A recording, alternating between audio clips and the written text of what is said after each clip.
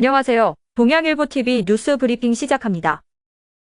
합동참모본부가 한국과 미국이 북한의 대륙간 탄도미사일 도발에 대응해 19일 한반도 상공에서 연합훈련을 진행했다고 밝혔습니다.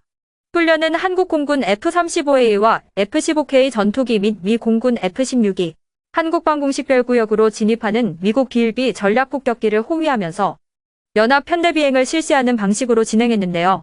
이날 연합훈련은 북한이 18일 오후 5시 22분께 발사한 장거리 탄도미사일 화성 15형에 대응하는 성격으로 풀이됩니다. 한국은행이 약 1년 반 동안 이어온 인상기조를 깨고 오는 23일 기준금리를 동결할지 시장과 경제 주체들의 관심이 집중되고 있습니다.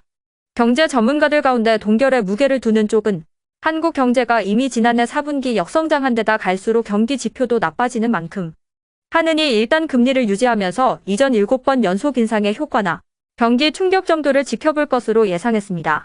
하지만 여전히 5%가 넘는 소비자 물가 상승률과 1.25%포인트까지 벌어진 미국과의 금리 격차 등을 고려해 하느니 0.25%포인트 더 올릴 가능성이 있다는 분석도 만만치 않은데요. 미국의 통화 긴축이 예상보다 더 길어질 가능성도 하는 기준금리 인상 전망의 주요 배경으로 꼽혔습니다.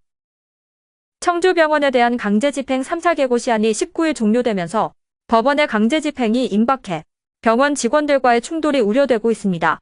19일 청주시에 따르면 3차 개고일이 종료돼 장례식장과 주차장에 대한 강제집행 기일을 정할 방침인데요. 시는 청주병원이 청주시 신청사 건립 부지를 3년 넘게 무단 점유해 강제집행에 나서게 됐다며 절차대로 진행한다는 계획입니다. 백척간도에선 청주병원을 살리기 위해 병원 직원들은 충북도와 청주시 등에 호소문을 전달하는 등 안간힘을 쓰고 있습니다. 주요 시중은행들이 최근 타결된 2022년 임단협 협상에서 임금 인상률이나 성과급 지급 규모가 전년 대비 확대한 것으로 나타났습니다. 이에 따라 올해 은행의 성과급이나 임금 규모 역시 대폭 늘어날 것으로 예상됩니다. 사상 최대 실적, 높은 물가 상승률 등을 고려한 것이란 설명이지만 금리 상승기 일반 국민의 부담이 늘어나는 가운데 이 같은 은행권의 돈 잔치를 바라보는 여론의 시선은 곱지 않은데요.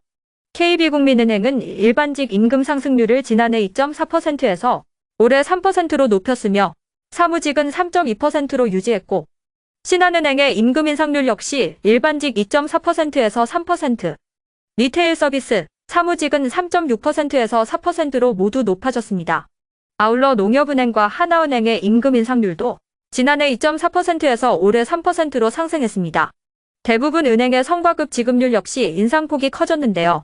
신한은행은 경영성과급으로 기본급 361%, NH농협은행은 기본급 400%를 각각 책정했습니다.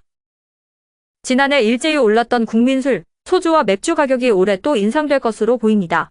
주세가 작년보다 더 큰 폭으로 오르는 데다 원재료와 부자재 가격, 물류비 등 오름세가 계속되고 있어서인데요.